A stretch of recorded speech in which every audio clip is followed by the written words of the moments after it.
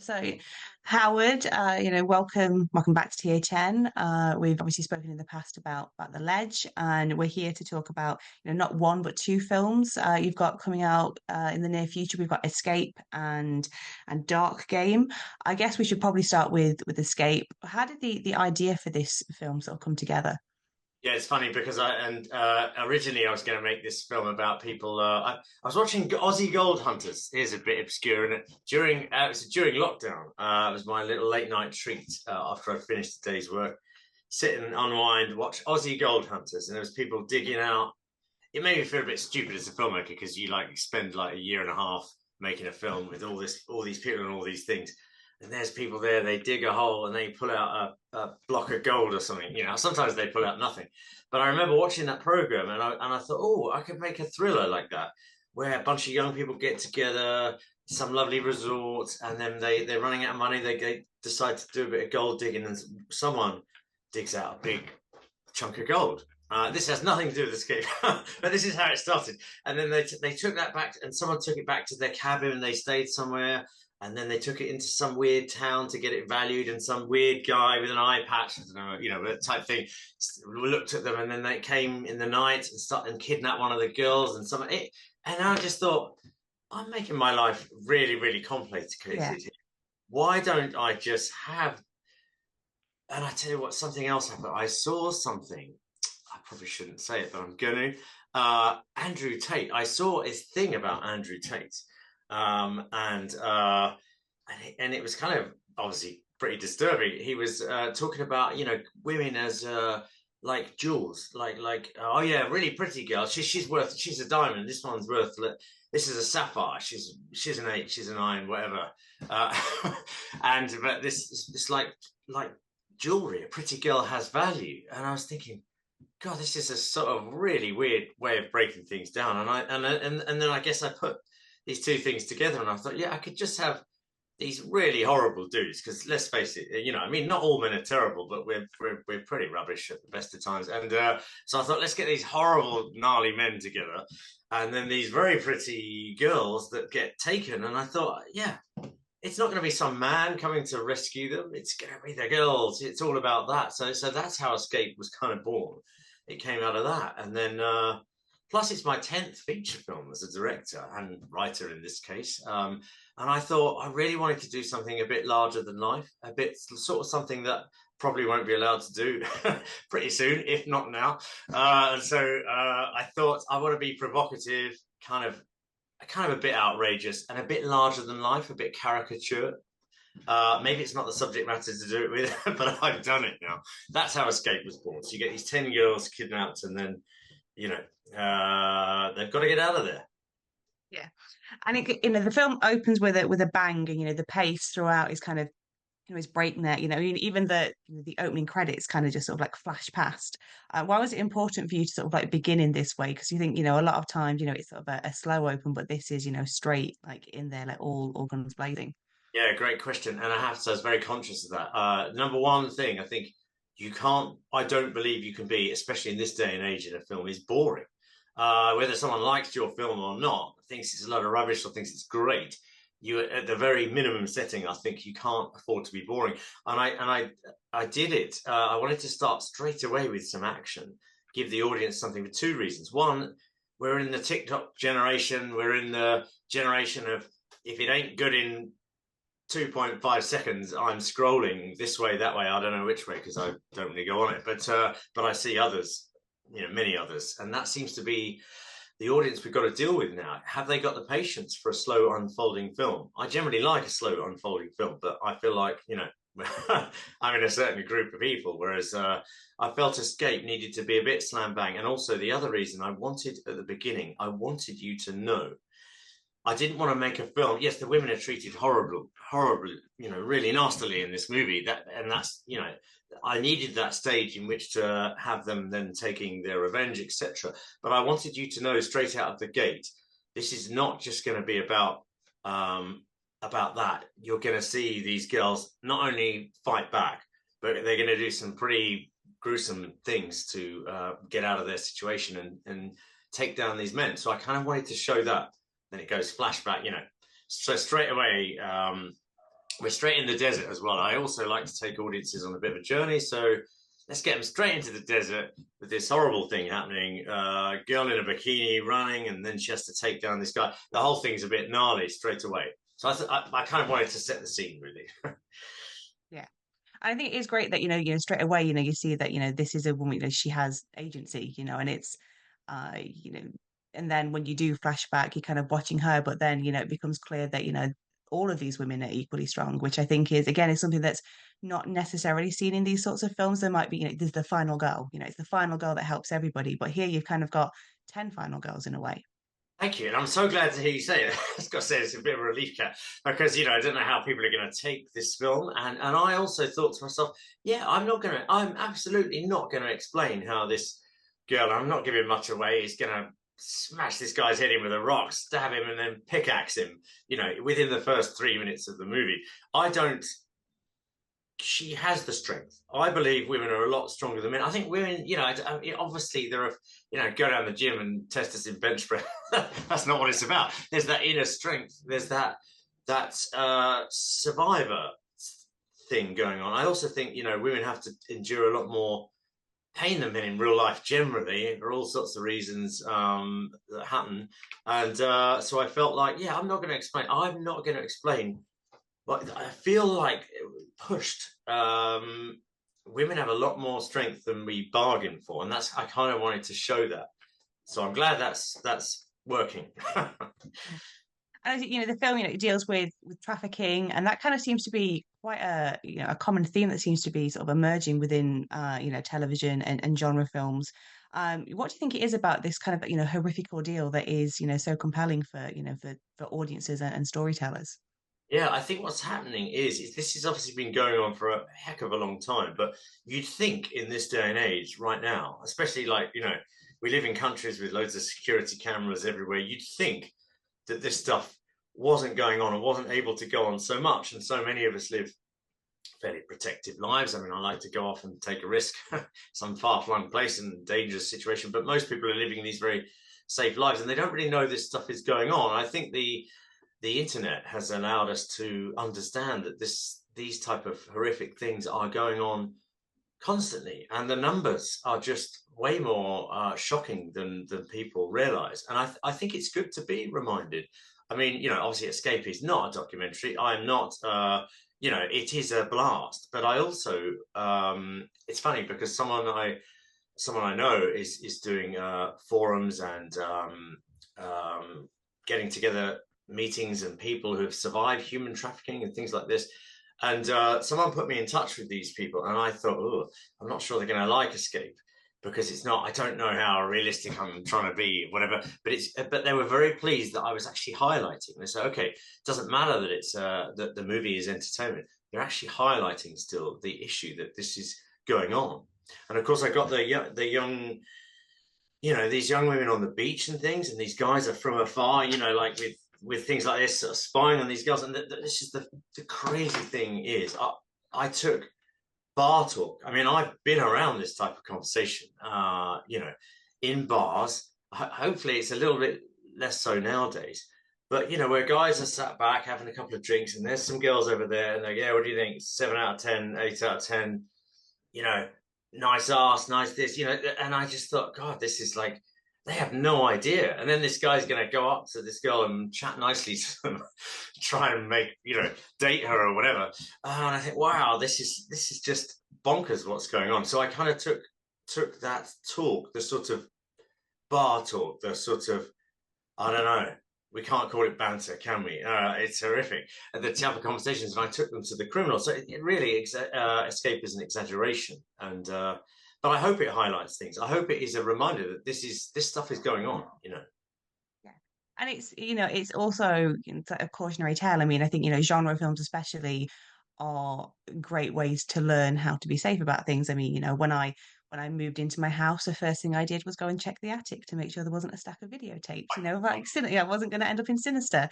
And, this again highlights, yeah, going on holiday is, with your friends is great fun. But, if you are a group of young women, you kind of have to sort of protect yourself a little bit more maybe than men. I mean, it was a similar story in your previous film, The Ledge. It's, these two women are just going hiking, but you kind of have to prepare yourself for, the dangers around you. Yeah, I do realize. I realize we never let go as well. I do seem to make. Yeah, I don't know. I don't know where this is coming from. Really, it's not coming from Aussie gold hunters, is it? But hey, this one did. And yeah, it's true. And I think, and again, you're absolutely right. And as much as that, there are many lovely, great men out there for sure. But you know, 9 times out of 10, when these type of things are happening, it is a guy doing it, and men are much more by nature or whatever, like predatorial. They're not all predators out doing this, but obviously there are a number of people, and the amount of people on planet Earth that are out there with intent. I'm watching these documentaries, and again, by the time I get to finish my day, and sit down and watch something, and often there's this. I was watching one last night, some documentary, and some poor girl was just going home, and really very average looking guy, and I think, oh my god, what just became of this poor woman? And it is, yeah, I think you've got to be careful. You've got to be careful that, and it's like, men can't help it, and you're not allowed to admit it these days particularly, but you see someone you think is attractive, whether whatever you're into, you cut, your eyes are diverted, your mind thinks, and if you're the wrong type of person, is not just looking and not just thinking, maybe they're going to do something about it. It's worth knowing that this is a possibility. Yeah, being reminded. Just certain things, isn't it? The drink gets spiked. I mean, it's in the film. It's happening all the time, isn't it? Scary stuff. Yeah, it really is. And then sort of, moving on to Death Game. This Dark, is a yeah, film. Dark. It could have been Dark called Game. Death Game. Sorry. No, don't worry at all. We considered a whole bunch of titles, and I think Death Game was on the list. I think it's just because there's a lot of death in it and there's a game. But yeah, so Dark Game, it seems to follow in the lineage of Saw. In fact, it mixes, serial killer and the horror genre together. But it's the first Saw film. Everybody kind of looks back at, Saw and goes, oh, it was all this torture and blah blah. But you watch the first Saw and there's not a huge amount of gore. It's much more sort of cerebral, and it's the violence is more implied. I mean, for me, it's the barbed wire victim in Saw. You don't really see anything, but just the thought of that, that's the one I think I struggle with most across the series. Are you maybe hopeful that that audience might find this film, and maybe Dark Game could follow a similar path in popularity? Hopefully, I hope so. Tom George, the producer, and I were very aware of that going into the film. We knew it's funny because you almost every film has been done many times over, and even when you make a film and you think, hey, we're making something original here, someone points out that there is one, and you go, really, what's that? And there's something similar. But I hope that Dark Game hopefully stands up on its own and is different from, and I thought the original Saw, you're right as well, and a lot of these genre movies that started that way, then sort of at some point, some of them became a bit, almost torture porn or something. You go, well, I don't really want to see that anymore. And at the beginning of Dark Game, I remember reading it because Tom George, the producer, is a guy I wanted to work with him for ages. We used to meet each other at Cannes or Berlin or whatever and say, hey, we must do a film together.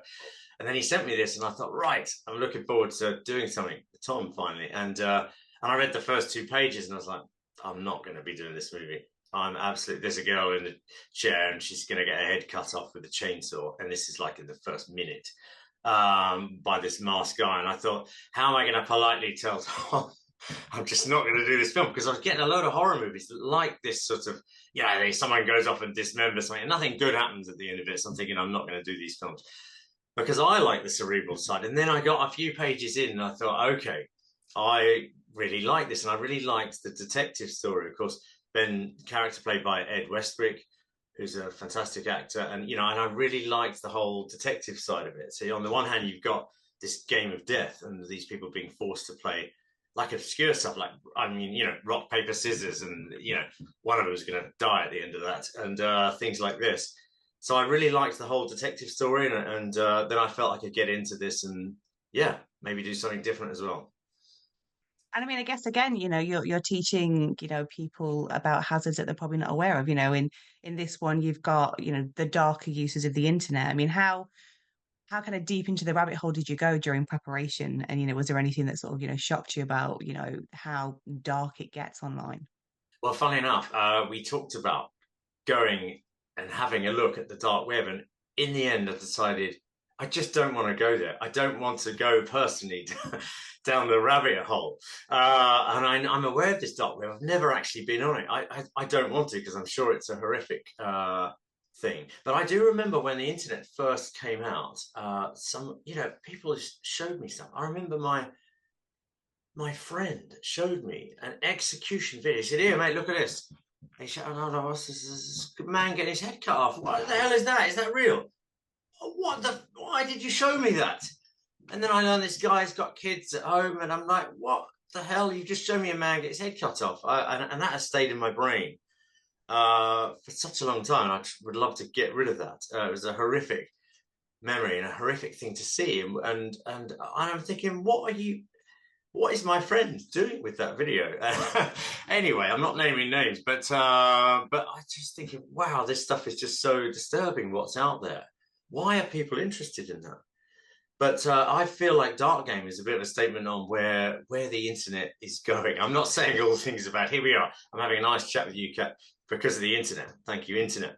But certain things on there, and it seems like we're only 1 or 2 clicks away from something very sinister. I notice even with, I've got 2 boys, they look at something, they look at that, that's a bit funny, that's a bit funny, that's a grey area, and hang on a second, that's actually leading you to that horrible thing, and I don't want you to see that, and that's wrong. So it's very worrying what's out there, and I feel like DarkGame, probably the stuff that goes on in DarkGame, it's probably already out there somewhere, Which I think is, the terrifying thing. And, you mentioned, the film stars, Ed Westwick, I think he's better known to a generation for playing Chuck Bass in Gossip Girl. This is obviously a very different role. How was he to work with? Yeah, no, he was great. Ed was great, and actually a really sweet guy, and I miss his hugs in the morning. And but he's also got this energy as well that, and I can relate to that because I'm someone with when I go onto a shoot or whatever, I've got this sort of, I don't know, there's a little fire inside that's happening that is energizing you for the day, and I sense that Ed, he knows exactly what he wants to do, and he's ready for the scene, and he's kind of, to me, this is not him talking, this is me, it feels like he's holding a hot potato and he needs to get on set and get that out. He's got this energy, Ed's ready to go. I really liked working with him, and he cares a lot about the detail, about being realistic.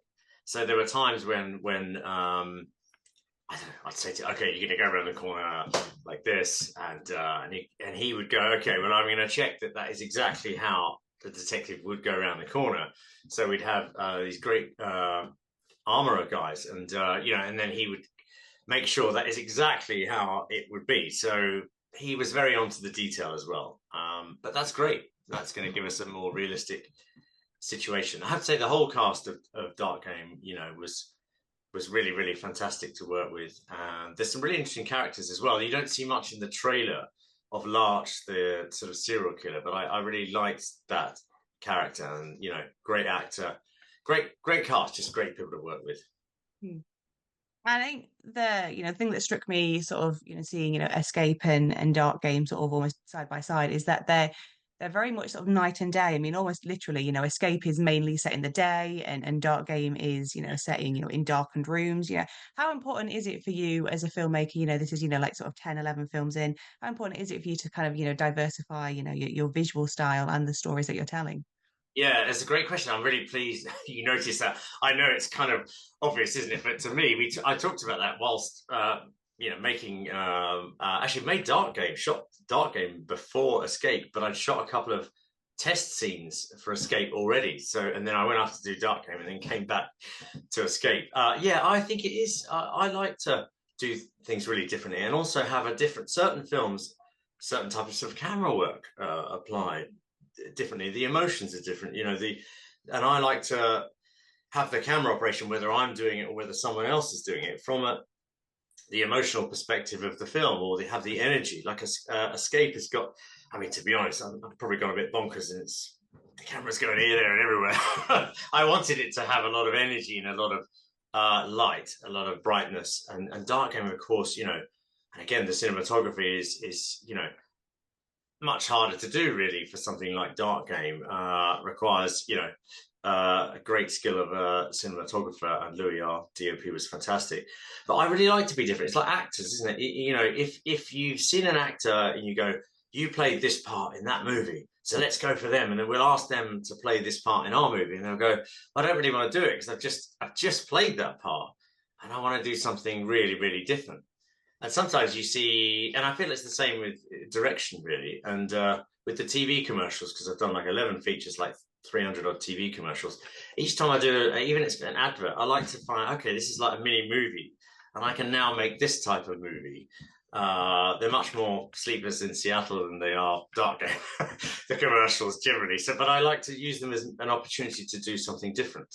I think it's good to be versatile. At least I try. Yeah, definitely. Again, looking back through sort of the IMDb, the credits, when you started out, there was kind of like maybe 1 or 2 years between each film. And I think now what since 2021 and the lockdown era, there's kind of been a film every year, whereas, how are you sort of handling this, sort of like ramp up in momentum? Yeah, thanks. It's a weird. I do. My ambition is to do less. I'm not getting round to it at the moment. I mean, like this for the rest of this year, there was the possibility of going off and doing another film, but I haven't. I've tried to sort of pull back and go, look, I'm just going to kind of kill myself because it really does take a lot out of you.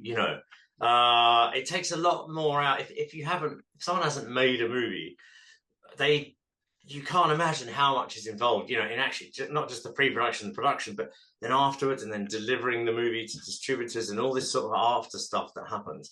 It takes a lot of energy. And I've had a few films now crossing over, whereas I was off, I was even finishing delivery on Escape and then going off to do River of Blood, which is another movie I just shot in Thailand. And I was trying to finish some lot and then trying to get off to do the next. It was actually quite stressful. So to be honest with you, I wouldn't want to take on more than I am at the moment. I said there are a bunch of things at the moment that are potentially happening. The film industry is not having the best time right now, but yeah, I couldn't take on any more than I do. I think I'd like to. I'd say the maximum I could do. I feel like I could do a couple of movies a year in the right circumstances, but then I'd have to have an editor. I probably couldn't be the writer of those films. Certain things would then have to be delegated. And you're working with several members of Escape Again on River of Blood. What can you share about that one? Yeah, so that's it. So we've got River of Blood, which we did with Reinvent Studios, lovely Copenhagen-based company, and it's the same writer as the Ledge, Tom Boyle, is a fantastic writer, and he came up with the whole idea, and he let me know about it. I thought it sounded good. It's a kayaking movie that takes place somewhere beautiful. It wasn't in Thailand originally. I liked Thailand, so I suggested it and kind of wanted to go there. Make films up where you want to go. So they were interested in doing something with myself and Tom, and so yeah, we just thought, come on, let's kayaks and cannibals. I feel like that is a mix we should see. And I'd been to Thailand before, and I'd always wanted to do a film there. So, and I felt like it's a really beautiful place. So we ended up shooting down in Krabi, and we've got Joseph Milson, who is actually is he in my frame? Joseph Milson, the star of The Dead 2. He's the guide in it, and also Sarah Alexandra Marks, Louis James, who are both in Escape, and Ella Starbuck, who's in Escape as well. And we've got David Wayman, who's in The Ledge, and Tiffany Hannon Daniels, who's in also was in The Lockdown Hauntings and Escape. I got to remember all my films now. Yeah, so we got a bunch of really cool people together and went down to Thailand and yeah, had a great time. It's not easy doing kayaking. I'm telling you, to get one shot on the water, just to get one shot that is in focus and usable on a river and actually arrive at that location. By the time you actually do that, the amount of time that goes by, you wouldn't actually believe it. But Park, our DOP, was brilliant. Made these big rigs to get that done. And yeah, there's a lot more to share about that. I hope that's coming out. That'll be early next year. That's going to start emerging. Well, I look forward to seeing it, and I thank you so much for your time. Thank you too, Kat. Always lovely to speak. Thanks to you and everyone who checks out Escape and Dark Game.